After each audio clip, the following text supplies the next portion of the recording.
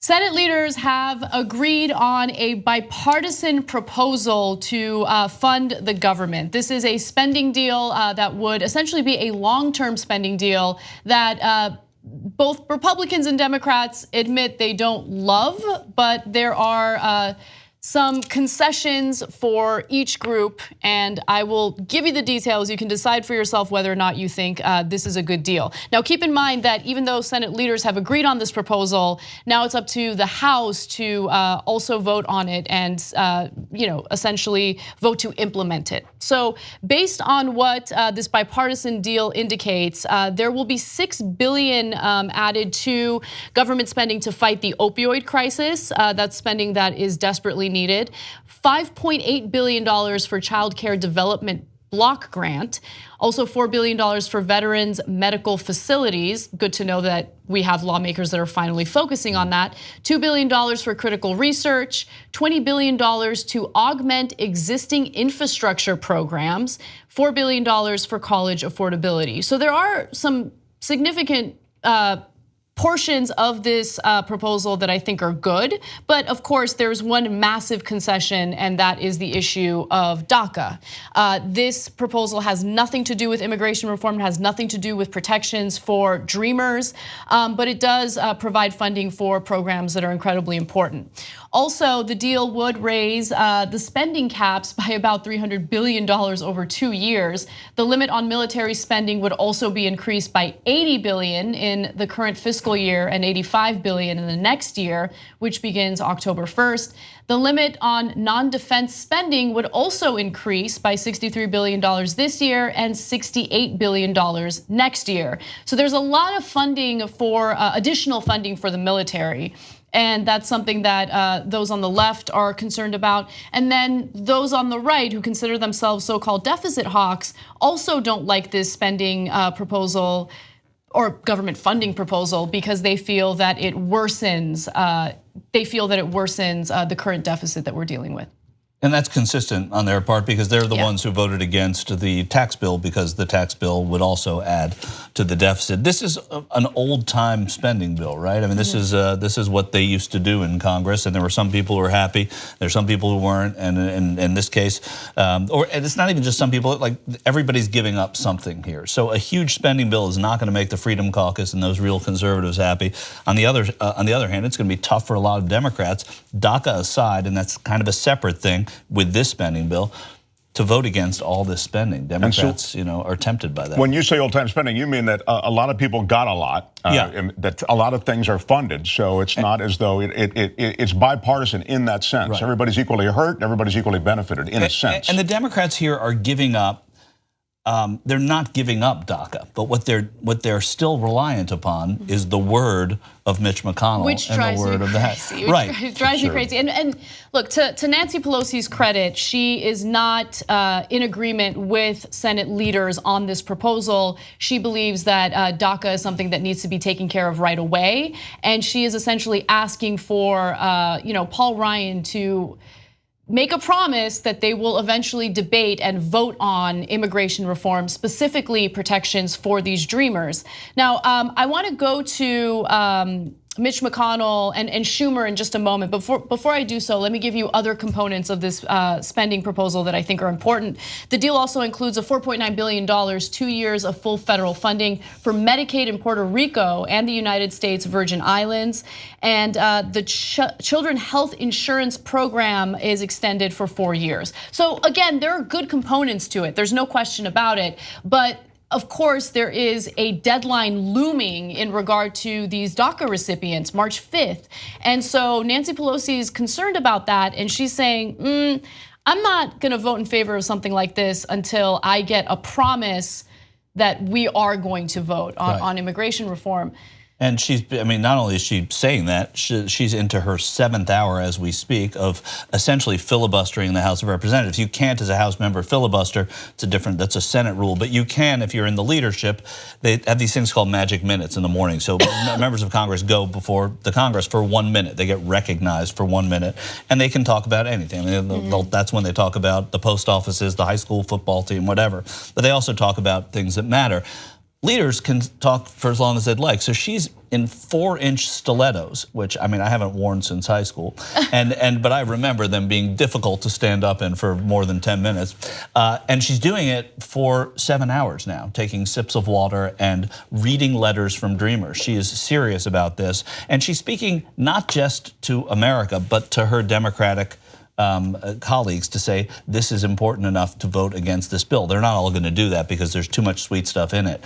But if they can get a deal that was similar from what the senators got from McConnell in the Senate, then that's going to go a long way toward, I think, toward helping them, at least hold these people's, to the fire on this. You really stuff. think so? I definitely do, because it's so public. That's what makes it different than it's ever been. That's the one benefit of holding it out, is that you can really, it's a widely popular bill on both sides with the American people, and so to the extent that you can hold it out, you can gain some political capital by doing so. Now, as you suggest, there is a deadline that is fast approaching, so you can only hold it out for so long. But that is the benefit, that you can increasingly paint the GOP, if you're the Democrats, as the party holding this wildly popular thing up. So recently as yesterday, Donald Trump said, if he doesn't get the funding that he wants for his wall on the US-Mexican border, then we'll just have a government shutdown. Well, let's shut down the government, let's shut down the government. I feel like, and maybe I'm wrong on this, but I feel like that was a perfect opportunity for Democrats to really hold the Republicans' feet to the fire and say, we're not gonna vote in favor of a spending bill unless there are protections for DACA. You have Trump on the record saying, let's shut down the government, let's shut down the government. He said, I hope they shut down the government. I hope they shut down the government, thank you. So his exact words. And then also polling indicates that when the government shutdown happens, they're not blaming Democrats for it, they're blaming Republicans and the president for it. I feel like this is the perfect opportunity for them to do more than, look, the 7-hour filibuster as it stands now is impressive. But I feel like other measures can be taken to force Republicans to vote on a measure that would protect these DACA recipients. You're right, but when you're in the minority, it's very, very difficult to do more than what they're doing right now, which is to extract some kind of a guarantee that this is going to happen, and then that's when they hold their feet to the fire. I'd love for them to be able to do it. I'd love for them not to vote for this because of that issue. One of the things that Mark said is important, though, is that there's a popularity to this issue. If America starts to hear that this issue is causing the shutdown of the government, this issue is going to be a lot less popular. And that's what happens. It sort of it macerates in this sort of stale stew of people blaming it for stopping this government. And if that's the cause of it, and they're able to spin it, then it's not so popular. Then it's tougher to get something done. Right now, McConnell and Ryan know that it's popular. And by the way, this budget bill goes against the White House. So you're seeing that they can go against their White House, which is also something that's should be noted anyway. Yeah, that's an important point. Of course, Trump will never read this budget. It'll get explained to him, on a note card, if he'll even read that. But the point is, were he to read it, he wouldn't be happy with it because they push back essentially, and this is what you're going to see more of. I think you're going to see more pushing back on a crazy White House occupied by a guy who doesn't know what he's talking about. Why aren't Democrats better at spinning things? Because if it is a popular proposal to provide these protections for DACA recipients, which, by the way, if you poll Trump supporters specifically, there is a slim majority that is in favor of protecting DACA recipients, believe it or not. So if it is so popular, okay, the Republicans might try to spin it as, oh, look at the Democrats, they're refusing to fund the government based on this one issue.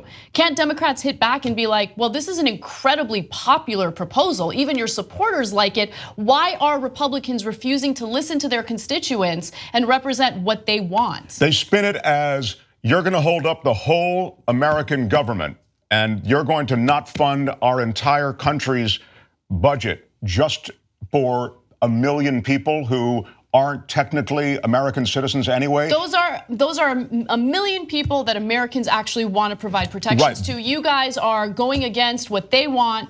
You are not listening to them. You're not representing them. And they say, yes, we will take it up, but we're not going to take it up right now in this budget. Pass this budget and we'll take it up. And you end up with this kind of stalemate. And as Michael suggests, you can increasingly nudge this DACA issue into sort of a radioactive territory where it doesn't become as popular as it was.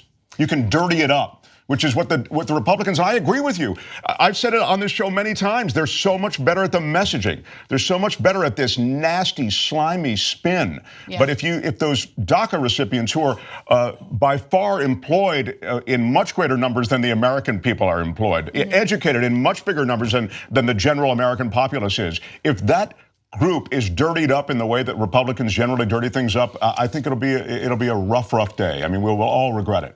Well, Speaker Ryan has responded to Nancy Pelosi through a spokesperson, and here's what he had to say. Speaker Ryan has already repeatedly stated we intend to do a DACA and immigration reform bill, one that the president supports.